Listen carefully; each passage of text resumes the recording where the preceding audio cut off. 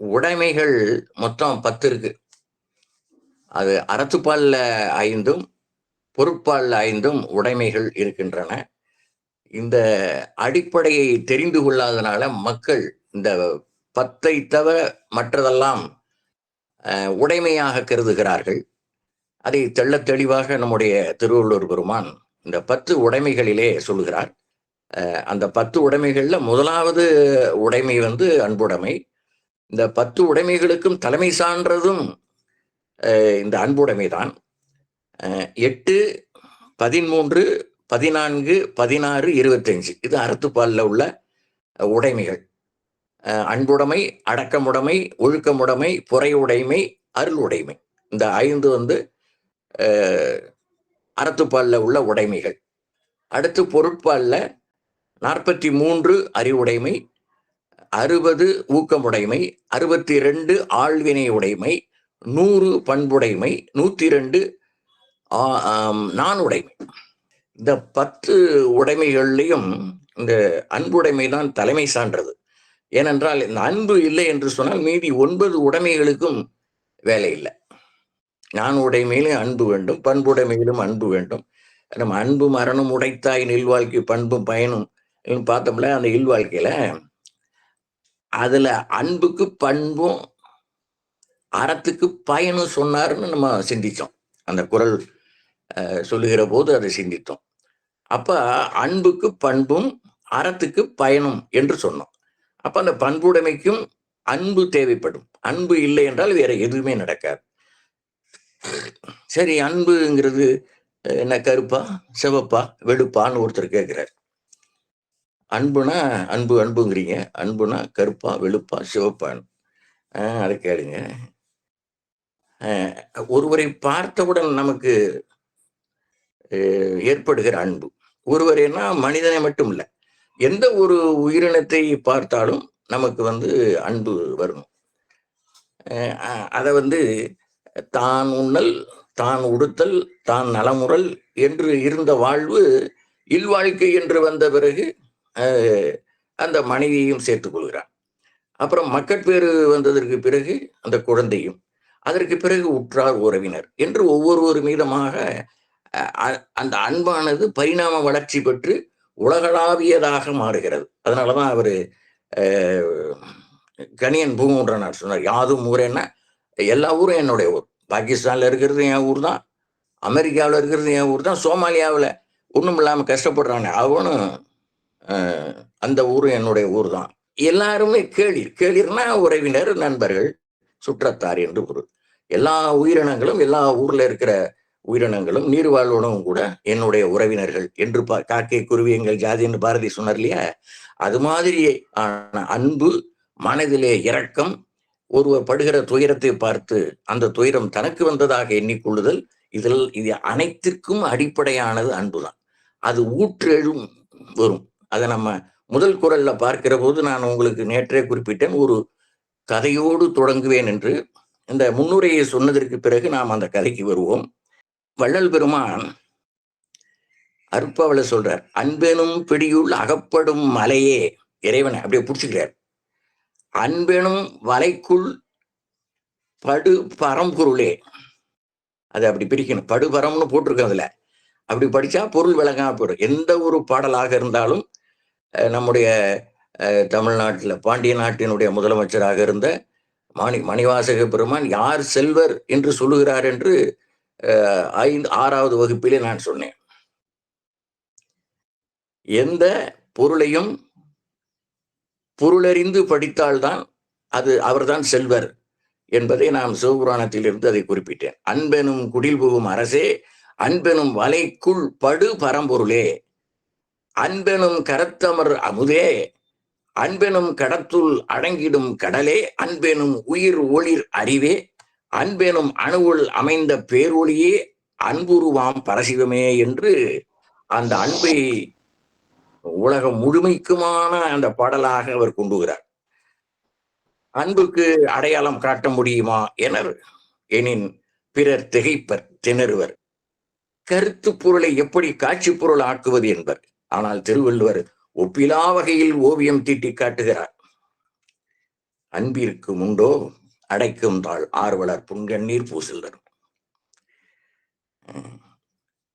வள்ளல் பெருமானுக்கு அவரு 5வது குழந்தை. மூத்த அண்ணனுக்கும் இவருக்கும் ஒரு 20 வயது இடைவெளி. கணவன், அதாவது அவருடைய தாய் தந்தையர் இல்லை. அதை இவரை வளர்க்கிற பொறுப்பு அந்த பெரிய அண்ணனுக்கும் அண்ணியாருக்கும் வந்தது. இவர் படிக்க கொண்டு போய்விட்டு அவன் படிக்காம வந்துடுறான். ராமலிங்கம் என்கிற சிறுவன் படிக்காமல் வந்து விடுகிறான். அதனால பலமுறை சொல்லி பார்த்தார். மிகப்பெரிய அறிஞர்களிடமெல்லாம் கொண்டு போய் விட்டார். அவருக்கு படிக்கிறதுல ஒன்றும் விருப்பம் இல்லை. அவரு பிறவி ஞானி, பிறவி ஞானி, எல்லாமே ஓதாமல் உணர்ந்தவர். அது அவங்களுக்கு தெரியல. அதனால அவர் ரொம்பவும் கோபப்பட்டார், விரட்டி விட்டார் வீட்டை விட்டு. ஆனா அந்த அம்மா பாருங்க, கண்ணீர் வெடிக்குது. தன்னுடைய கணவனை சொல்ல முடியல. ஆனா அவருடைய சொந்த தம்பி. அந்த அம்மா அந்த வடிவுடையம்பாள் மாதிரி, என திருவொற்றியூர்ல நடக்கிற செய்தி இது. வடிவுடையம்பாளாகவே அந்த அம்மா காட்சி தந்து அவருக்கு உணவு ஊட்டுகிறாள். கணவனுக்கு தெரியாமல் கொள்ளைப்புறமாகலாம் அடைத்து வைத்து ஊட்டுகிறார். அந்த அன்பினுடைய பெருக்க பாருங்க. அன்பிற்கும் உண்டோ அடைக்கும் தாள். இப்ப ஒரு ஒரு ஒரு கதை ஒண்ணு சொல்றேன். உண்மையில் நடந்தது. 1880 1880. இன்னைக்கு 144 ஆண்டுகளுக்கு முன்னால் நடந்த வரலாற்று கதை இது, வரலாற்று செய்தி. திருவாரூர்ல முத்துசாமி ஐயர்னு ஒருத்தர் இருந்தார். ரொம்ப ஏழ்மையான குடும்பம். பெரியவங்களுக்கு தெரிஞ்சிருக்கும். தெருவிளக்குல படிச்சவர். தெருவிளக்குனா இப்ப இருக்க மாதிரி எல்லாம் ஒளி இருக்காது. நான் அதை 1960 62 நான் பார்த்திருக்கேன். அது மாதிரி அந்த அந்த வெளிச்சம் இங்க சாலைகள் தெரியும், மக்கள் நடமாட்டம் தெரியும், வேறு உருவங்கள் போனா தெரியும். அவ்வளவுதான் வெளிச்சம் அது.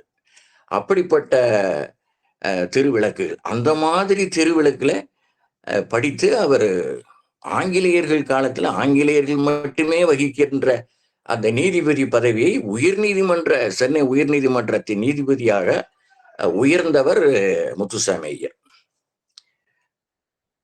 அவர் கும்பகோணத்துல கோபால் ராவ் என்று ஒரு கல்லூரி முதல்வர்.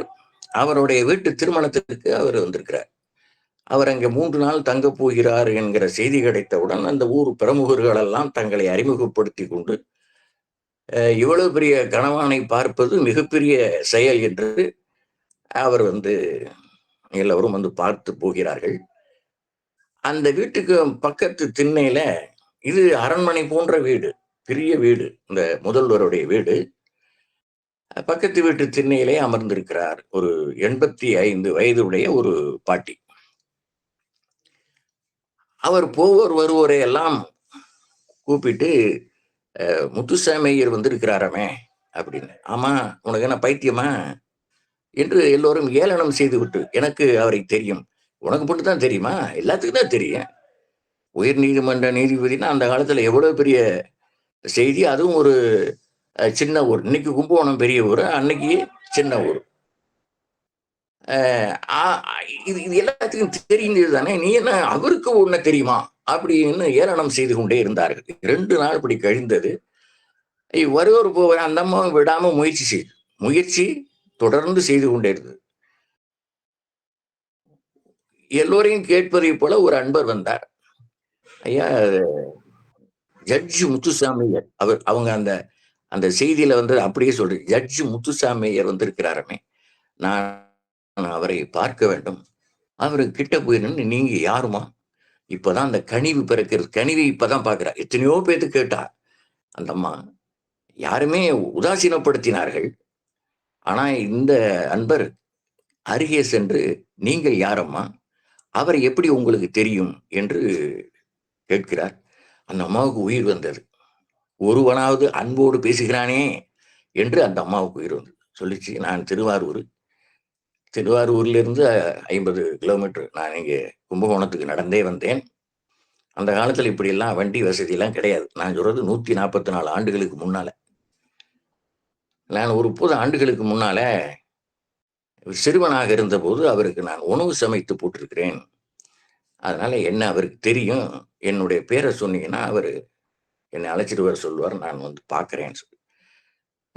சரிம்மா நான் போய் சொல்லிட்டு வரேன்னு அவரு அந்த அரண்மனைக்குள்ள போனார். அரண்மனை போன்ற வீட்டுக்குள்ள. அங்கே நடுக்கூடத்துல மிகப்பெரிய கனவான்களோடெல்லாம் அவர் வந்து பேசிக் கொண்டிருக்கிறார். இவர் மெல்ல சென்று அவருடைய காதருகே, அவருடைய மெய்காப்பாளர் அவர். அது வந்து இப்போ பர்சனல் அசிஸ்டண்டாகவும் சொல்லலாம். அது பரிசாரகர் என்று ஒரு சமஸ்கிருத வார்த்தையை போட்டிருக்காங்க. அது எனக்கு புரியல. அது ஒரு நேர்முக உதவியாளர் என்று இப்பொழுது சொல்லலாம்னு நினைக்கிறேன் அதை. அவர் போய் சொன்ன உடனே அவர் திடீர்னு எழுந்தார். நாற்காலியை விட்டு படார்னு எழுந்து எங்கே எங்கேன்னு கேட்டார். வெளியே நிற்கிறாங்க. வேக வேகமாக நடுக்கூடத்தை தாண்டி முதல் கூடம், திண்ணை எல்லாம் தாண்டி வெளியே வந்து அந்த அம்மாவை பார்த்தவுடன் தன்னுடைய மேலே போட்டிருந்த அங்கவஸ்திரத்தை எடுத்து இடுப்பிலே கட்டி கொண்டு அத்தனை பேர் முன்னாலையும், அந்த காலத்துல சாஷ்டாங்க நமஸ்காரம்னு சொல்லுவாங்க, 8 அங்கங்களும் கீழே படுகிற மாதிரி அந்த அம்மா விழுந்து காலை தொட்டு கும்பிட்டார். அந்த அம்மா கண்ணீர் வடித்தாள். ஒரு காலத்தில் இந்த பையனுக்கு நான் உணவளித்து வளர்த்தேன். அந்த காலத்துல எல்லாம் ஆண் குழந்தைகள் எல்லாமும் சடை போட்டிருப்பாங்க. அதை பின்னி விட்டான். பின்னி விட்டு பள்ளிக்கு அனுப்புவார். அது மாதிரி எல்லாம் சேவை செய்தவள்.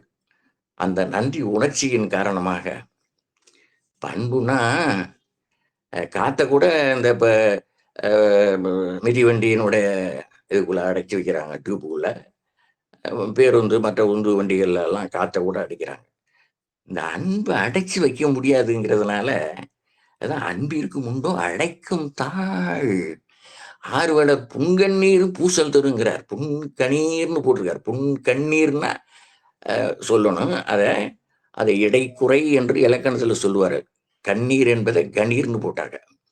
அப்படி அவர் எழுந்து அவரை தூக்கி விட்டு அந்த அம்மா அவர் எழுந்திருக்கிறார். அவர் கண்ணிலேயே சிறிய துளி, நீர் துளி. 30 ஆண்டுகளுக்கு முன்னாலே நான் சிறுவனாக இருந்தபோது எனக்கு உணவளித்த தெய்வம். பெற்றோர் இல்லை, வறுமை தாண்டவம் ஆடுகிறது வீட்டுல. இப்படி உணவளித்து காப்பாற்றுகிற பெருமை. இது மாதிரி குழந்தைகளை எல்லாம் அந்த தாயானவள் உணவளித்து அதிலிருந்து கிடைக்கிற மிச்ச உணவை அவர் சாப்பிடுவாளாம். எவ்வளவு அற்புதமான செயல்பாடு. அவர் எழுந்தார். அம்மா, நீங்கள் இருப்பதே எனக்கு தெரியவில்லை. என்னுடைய பணிப்பழுவுல இதெல்லாம் மறந்து விட்டேன், மன்னித்துக் கொள்ளுங்கள். உங்களுக்கு என்ன வேணும்னு கேட்கிறேன். எப்படி வந்தீங்க? நடந்துதான் வந்தேன். நடந்துதான் போறேன். உன்னை பார்த்ததிலே எனக்கு மிக அளவற்ற மகிழ்ச்சி. என்னிடம் உணவு அருந்திய பிள்ளைகள்ல நீ ஒருவன் மட்டும் நீ இவ்வளவு பெரிய உயரத்தில் இருக்கிறாய் என்பதை அறிந்து நாளும் மகிழ்வேன். நான் வணங்குகிற தியாகராஜனை, திருவாரூரிலே குடிகொண்டிருக்கிற இறைவன் பேர் தியாகராஜன். அந்த தியாகராஜனை நாளும் அழுத்துவேன்.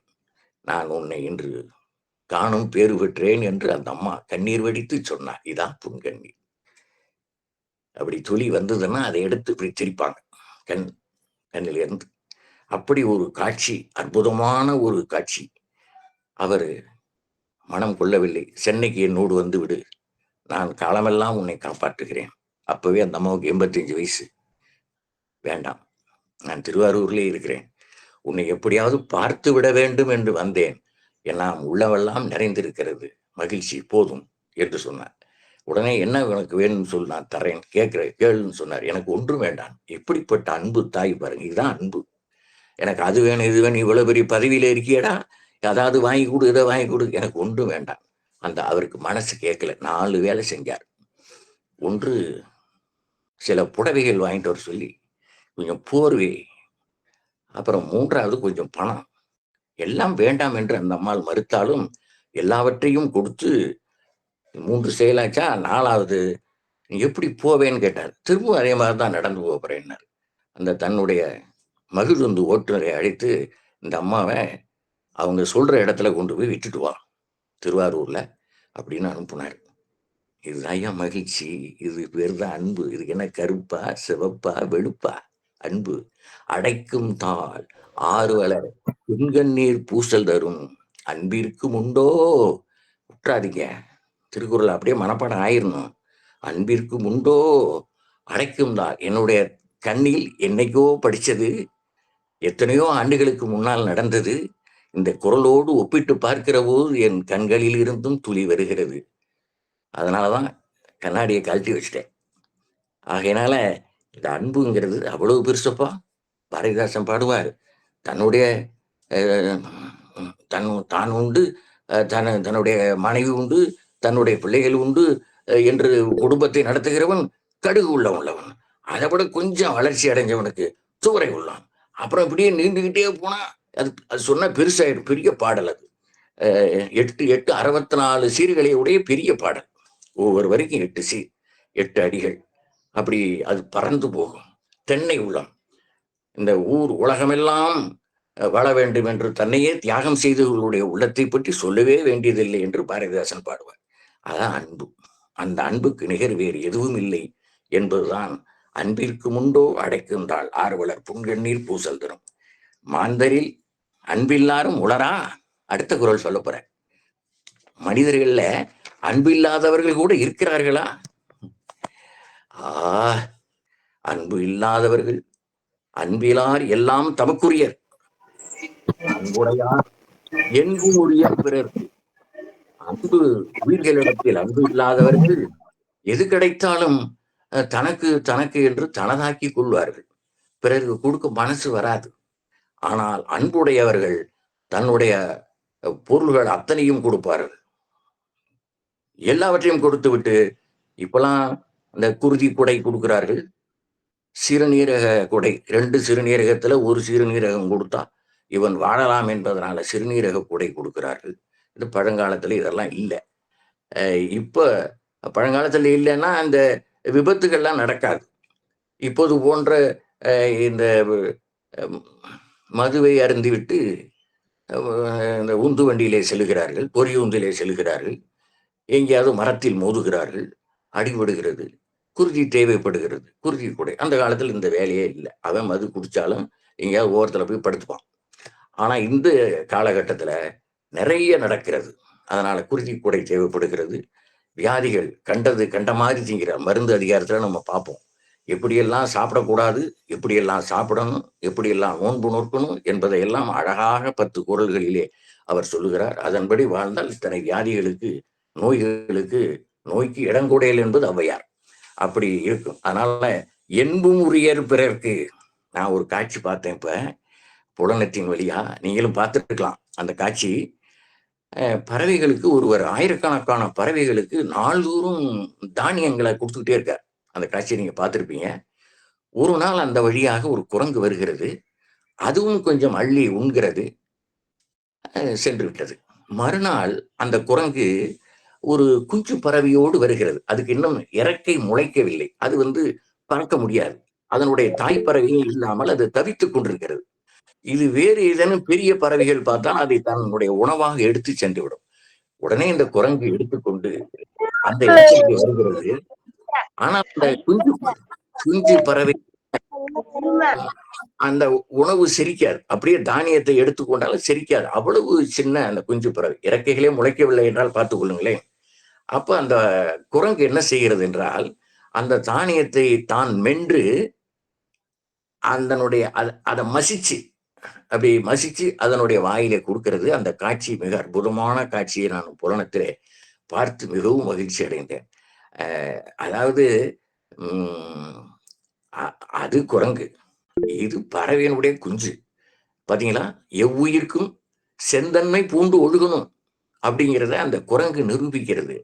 அது தான் மென்று மென்று அது வாயை திறந்து காட்டுகிறது. அந்த குஞ்சு பறவை அதற்கு மென்று அது தான் முழுங்காமல் அந்த குஞ்சு பறவைக்கு கொடுக்கிறதே. இந்த காட்சியை பார்க்கிற போது மனிதர்களில் சிலருக்கு ஏன் இப்படி எல்லாம் தன்னுடையது என்று வைத்துக் கொள்கிறார்கள் என்று தெரியவில்லையே என்று இந்த குறளை படிக்கிற போதெல்லாம் நினைப்பேன். அன்பிலார் எல்லாம் தமக்குரியர், தமக்குரியர், தமக்குரியர், அன்புடையார் என்பும் உரியர் பிறருக்கு, அன்புடையார் என்பும் உரியர் பிறருக்கு. எவ்வளவு அற்புதமான பொருள் பாருங்க. இப்ப குமணவல்லர் இந்த சங்க இலக்கியத்துல பாத்தீங்கன்னா, அவன் தம்பியை நாட்டை பிடுங்கிட்டான். அண்ணனை குமணனை அங்க அனுப்பிட்டான். அவன் வரையாது கொடுத்தவன், இவன் கொடுக்க மாட்டான். அதனால மக்கள் அவரு குமணன் இருக்கிற போது எப்படி இருந்தது, இப்ப நாடு எப்படி இருக்கு அப்படின்னு தூற்ற ஆரம்பித்து விட்டார்கள். இப்போ உடனே இவன் என்ன பண்றான், இப்படி பல பேரும் இப்படியே சொல்லிக்கிட்டே இருக்காங்க.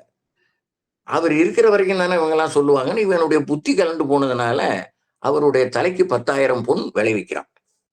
இப்போ ஒரு பொண்ணுனுடைய விலை 58,000, 59,000. 10,000 பொண்ணை பெருகிங்க, அவ்வளவு விலை வைக்கிறான். பெருஞ்சித்திரனார் என்று ஒரு பெரும் புலவர், அவர் அவனை தேடி வருகிறார். காட்டிலே இருப்பதாக அறிந்து காட்டிற்கு வருகிறார். அவரை பார்த்தவுடன் இவன் மகிழ்ச்சி அடைகிறான். நான் நாட்டிலே இருந்து கொடுத்த காலத்திலெல்லாம் இந்த பெருமகனார் வராமல் இப்பொழுது வந்திருக்கிறாரே என்று நினைத்தான். இருந்தாலும் அவரிடம், உங்களுக்கு தருவதற்கு எனக்கு இப்பொழுது ஒன்றும் இல்லை. ஆனால் என்னுடைய தம்பி என்னுடைய தலைக்கு விலை வைத்திருப்பதாக அறிந்தேன். என்னுடைய உடைவாளை எடுத்து என்னுடைய தலையை அறிந்து கொண்டு போனீர்களே, ஆனால் உங்களுக்கு 10,000 பொன் கிடைக்கும் என்று அந்த புலவரிடம் இவன் சொல்லுகிறான் குமணன். எப்படி பாருங்க, தன்னுடைய கழுத்தை அறிஞ்சிட்டு போனா இவர் இறந்து போயிடுவார். இருந்தாலும் அந்த புலவருடைய குடும்பம் வளமையாக வாழ வேண்டும் என்பதனாலே உயிரையும் கொடுப்பதற்கு ஒரு அறிஞன் வாழ வேண்டும் என்று நெல்லிக்கனி அப்படித்தான் கொடுத்தான். அந்த அம்மா சாப்பிட்டதுக்கு பிறகுதான் அதிகமான் சொல்றான், இந்த கனி மிகவும் அரியது, பல ஆண்டுகளுக்கு ஒரு முறைதான் வரும். இந்த மாதிரி மலை முகட்டிலே அரிதினும் அரிதாக அதை சென்று பறிக்க வேண்டும். கர்ணம் தப்புனா மரணம்னு சொல்லுவான், கீழே விழுந்தான ஆளு, அவ்வளவுதான். அது மாதிரி இடத்தில் இருந்து நான் அப்பா நீ உண்ணாமல் அது ஏன் எனக்கு கொடுத்தாய்? அவன் சொல்லுகிறான் பாருங்க, அம்மா நீங்கள் வாழ்ந்தால் தமிழ் வளரும், வாழும். நான் போனா இன்னொரு அரசன் வருவான். இப்படி எல்லாம் இருந்திருக்கிறாங்க பாருங்க. அரசன் எப்படி இருந்திருக்கிறான், மக்கள் எப்படி இருந்திருக்கிறார்கள், அந்த புலமையாளர்கள் எப்படி இருந்திருக்கிறாங்க. ஒவ்வொருவரும் தன்னை பற்றி கவலைப்படாமல் இந்த சமூகத்தை பற்றி கவலை, தன்னுடைய மொழியை பற்றி கவலை, இப்படி அவர்கள் தங்களுடைய நிலையை செய்திருக்கிறார்கள் என்கிற போது எவ்வளவு பெருமையாக இருக்கிறது இந்த செயல்கள் எல்லாம் என்பதனாலே இந்த அன்பிலார் எல்லாம் தமக்குரியர், அன்புடையார் என்பும் உரியர் பிறர்க்கு. என்னைக்காச்சும் இந்த குரலை மறப்பீங்களா? அன்புடையார் எல்லாம் தமக்குரியர், அன்புடையார் என்பும் உரியர் பிறர்க்கு என்று அவர் சொல்லுகிற செய்தி மிக அற்புதமான ஒரு செய்தி. இன்னும் தன்னுடைய உடலை மருத்துவ ஆய்வுக்கு கொடுக்கிறார்கள் நிறைய பேர். அடியன் ஒரு 26 ஆண்டுகள் 1998 இந்த உடலை மருத்துவ ஆய்வுக்கு கொடுப்பது பற்றி விழிப்புணர்வு இல்லாத காலத்திலேயே நான் எழுதி வச்சிருக்கிறேன். போற இடங்களுக்கெல்லாம், ஏன்னா ஓதி உணர்ந்து பிறர் குறைத்து தானடங்கா பேதையின் பேதையாரில் என்று சொல்லுவார். மற்றவாளுக்கு மட்டும் சொல்லிட்டு நான் நடக்கிறது இல்லை, எனக்கு வேண்டும் அப்படிங்கிறத வந்து சொல்லக்கூடாது. நான் செஞ்சாதான் அதை சொல்லுவோம், நான் என்ன செய்வனோ அதை மட்டும்தான் சொல்லணும். அதனால 1998 இது வந்து பயந்துகிட்டே என்னுடைய மனைவி சொன்னேன். ஏன்னா பெண்கள் வந்து ஏன் இப்படி உங்களுடைய புத்தி போகிறது, இதையெல்லாம் இறந்து போறதை பற்றி இப்போது யாராவது நினைப்பார்களா என்று நிறைய இடங்கள்ல கண்டிப்பார்கள். ஆனா பயந்துகிட்டே சொன்னேன். என் வீட்டுக்காரம்மா சொல்லிச்சு, எனக்கு ஒரு படிவம் ஏன் வாங்கிட்டு வரலன்னு. நான் பதிவு பண்ணிட்டேன். அப்புறம் உடனே திரும்பி திருச்சிராப்பள்ளி போனேன். அந்த மருத்துவ கியாபி விஸ்வநாத மருத்துவக் கல்லூரி போய் இன்னொரு படிவம் வாங்கிட்டு வந்து என்னுடைய மனைவியின் கையெழுத்து அந்த புகைப்படம் எல்லாம் ஒட்டி இப்போ கையில வச்சிருக்கேன். இப்போ ரெடியா போற இடங்கள்லாம் அதை எடுத்துட்டு போயிடுவேன்.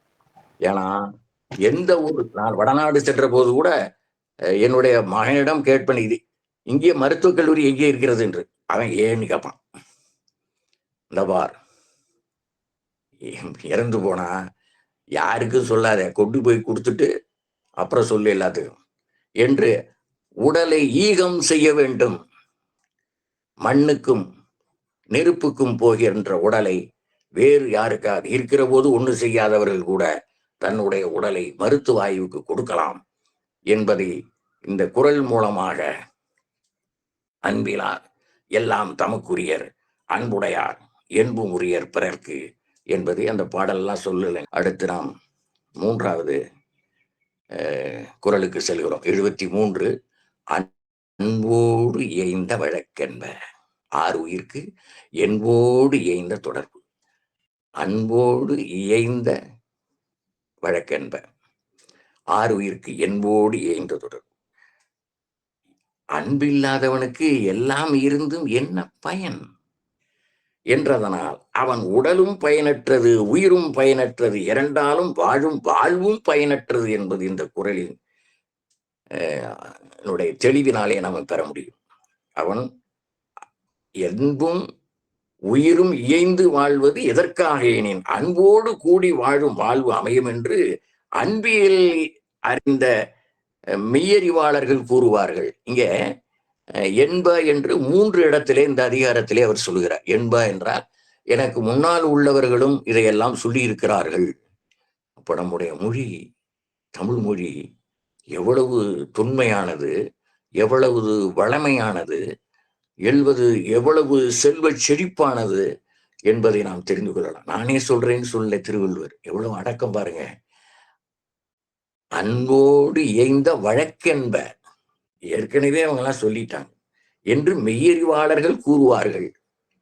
அதான் வழக்கென்ப, மெய்யறிவாளர்கள் கூறுவார்கள். அன்போடு இயைந்த வழக்கு எப்படி? ஆறுயிருக்கு என்போடு இயைந்த தொடர்பு. அந்த எலும்பையும் அவர்கள் கொடுக்க வேண்டும். எலும்பு, குருதி, உடல், தசை, இப்ப தோலை கூட கொடுக்கிறார்கள், மற்றவர்களுக்கு கொடுக்கிறார்கள். இத நன்னெறின்னு ஒரு நூல் இருக்கு, சின்னதா இருக்கு. அது துரைமங்கலம் சிவபிரகாசர் எழுதினது. அதுல ஒரு பாடல், இல்லானுக்கு அன்பு இங்கு இடம் பொருள் ஏவல் மற்ற எல்லாம் இருந்தும் அவருக்கு என் செய்யும் நல்லாய் மொழியிலார்க்கு ஏது முதுநூல் தெரியும் விழியிலார்க்கு ஏது விளக்கு. ஏ நல்ல பெண்ணே, மொழி இல்லாதவருக்கு ஏது முதுநூல் தெரியும்? அவன் கல்வியில்லா அறிவில்லாதவனிடம் போய் அந்த முதுநூலை பற்றி விளக்கம் சொன்னால் அவனுக்கு ஒன்றும் புரியாது. மேலும் பிறவியிலேயே கண்ணில்லாதவனுக்கு அந்த புத்தகத்தை கொடுத்தால் அந்த புத்தகத்தில் என்ன இருக்கிறது என்று தெரியாது. ஒரு கதை கிராமத்துல கேள்விப்பட்டிருப்பீங்க, வகுப்புல ஆசிரியர்கள் சொல்லியிருப்பாங்க. ஒரு குருடனிடம் சொல்லுகிறபோது ஒரு விக்கல் எடுக்கிறான். ஏன் விக்கல் எடுக்கிறான்? அவன் பால் குடித்தான் விக்கல் எடுக்கிறது. அவனுக்கு பால் எப்படி இருக்கிறது என்று தெரியலையா. வெண்மையா இருக்கணும், வெள்ளை எப்படி இருக்கணும், கொக்கு மாதிரி இருக்கணும். அவனுக்கு தான் பிறவியிலே கண் இல்லையா. அவன் கொக்கும் பார்த்ததுல பாலும் பால் வேணா குடிச்சிருப்பான். அது கொக்கு எப்படி இருக்குன்னா அதான் எப்படி இருக்குன்னு காட்டுறான். அவன் எப்படி தடவி பார்த்தான். இவ்வளவு பெருசா முழுங்குனா விக்கல் எடுக்காம என்ன பண்ணணும்னு கேட்கிறான். அது மாதிரி விழியிலானுக்கு முதுநூலை இந்த மாதிரி நூலை கொண்டு கொடுத்தால் அவன் எப்படி பண்ணுவான்? அதே போல இல்லானுக்கு அன்பு இங்கு இடம் பொருள் ஏவல் மற்ற எல்லாம் இருந்தும், எல்லாருக்கு அரண்மனை மாதிரி வீடு இருக்கு, செல்வ செழிப்பு இருக்கு, எல்லாம் இருக்கு, இருந்தும் அவனுக்கு அன்பு இல்லை என்று சொன்னால் எந்த பயனும் இல்லை என்று துரைமங்கல சிவபிரகாச சுவாமிகள் நன்னறியிலே சொல்லி இருக்கிறார். அடுத்து 4வது குறளுக்கு வருகிறோம். அன்பு ஈனும் ஆர்வமுடைமை அது ஈனும் நண்பென்னும் நாடா சிறப்பு. இந்த குறளுக்கு இணையாக 3 எண்களை சொல்லுகிறேன், அதை குறித்துக் கொள்ளுங்கள். 754, 656, 923. அதோடு ஒப்பிட்டு படிப்பதற்கு உங்களுக்கு அருமையான வாய்ப்பு. இந்த நான் சொல்வது முழுமையாக புரியவில்லை என்றால் அதை ஒப்பிட்டு படிக்கிற போது பெரியவர்கள் தான் படிக்க முடியும், சின்ன குழந்தைகளால் அதை செய்ய முடியாது. அதை குறித்துக் கொள்ளுங்கள், அவர்களுக்கு பின்னாலே பயன்படும். 754, 754, 656, 656, 923, 923 இதோடு இணைத்து படித்தால் இதனுடைய கணம் தெரியும். அன்பு ஈனும் ஆர்வமுடைமை அது ஈனும் நண்பென்னும் நாடா சிறப்பு. அதாவது அருளுடைமை 25வது சொன்னோமா, அன்பின் குழவி அருள். அன்பினுடைய குழந்தை தான் அருள்ங்கிற. முதல்ல நெஞ்சில ஈரம் வந்தாதான் அருள் சுரக்கும். அதனால இதை தாயாகவும் அதை செவிலியாகவும் சொல்லுகிறார். பொருள் என்னும் செல்வ செவிலியால் உண்டு, அருள் என்னும் அன்பின் குழவி பொருள் என்னும் செல்வ செவிலியால் உண்டு என்கிற குறள் மூலமாக சொல்லுகிறார். அன்பு ஆர்வமுடைமை ஈனும் அது நண்பென்னும் நாடா சிறப்பு ஈனும் என்பதை நாம் தெரிந்து கொள்ள வேண்டும். இந்த ஈனும்ங்கிற சொல்லானது திருவள்ளுவருக்கு நிறைய பிடிச்சிருக்கும் போடுறது. அந்த பல இடங்கள்ல ஈனும் ஈனும் என்கிற சொற்களை சொல்லுவார். அதை நாம் பின்னாலே பார்ப்போம். பல இடங்கள்ல அந்த ஈனும் என்பதை, ஈனும் என்கிற வார்த்தை, இப்போ வாழை அந்த குலை தள்ளுதுன்னு சொன்னால் வாழை குலை ஈனும் என்று சொல்வார். அது போலதான் வாழையடி வாழை என்று நம்முடைய வாழ்க்கையானது அமைய வேண்டும் என்பதையும் சொல்லுவார். ஆர்வம் உடைமைனா விருப்பம், அன்பு ஈனும் ஆர்வமுடைமை, விருப்பத்தை தரக்கூடியது அன்பு. அது ஈனும் நண்பென்னும் நாடா சிறப்பு. நண்புனா நட்புன்னு அர்த்தம். நண்புனா நட்பு என்று பொருள். அப்ப அந்த ஆர்வம், அன்பு ஆர்வமுடைமை விருப்பத்தை கொடுக்குது. அது ஈனும், அந்த விருப்பத்தை கொடுப்பது எதை ஈடும் என்றால் நண்பென்னும் நாடா சிறப்பு என்று சொல்லுகிற அந்த நட்பை கொடுக்கும். அன்பு இருந்தாதான் நட்பு. பழகுவான், மூஞ்சியை திருப்பிக்கிட்டு போனா பழகுவானா? நட்பு கிடைக்குமா? கிடைக்காது. அதைத்தான் இங்கே சொல்லுகிறார். நண்பென்னும் நாடா சிறப்பு, அன்பு ஈனும் ஆர்வமுடைமை, அது ஈனும் நண்பென்னும் நாடா சிறப்பு.